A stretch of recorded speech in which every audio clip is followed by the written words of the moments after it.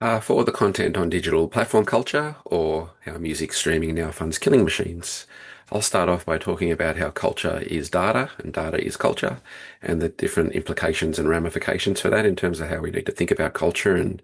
in particular, I'll be looking at how, music listening and Spotify as a platform gathers data and sells it to other companies and industries and the mission creep and problematic nature of that. We're then joined by Sam Whiting to talk about digitalized culture and the commodification of taste, and then with Bev Skeggs to talk about her work that was done about 15 years ago on Facebook on subjects of value and the political economy of capture. And both these talks therefore talk about aspects of how culture is data,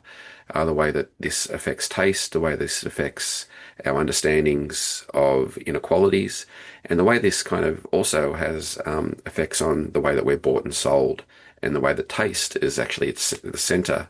of the way that we're valued by these corporations.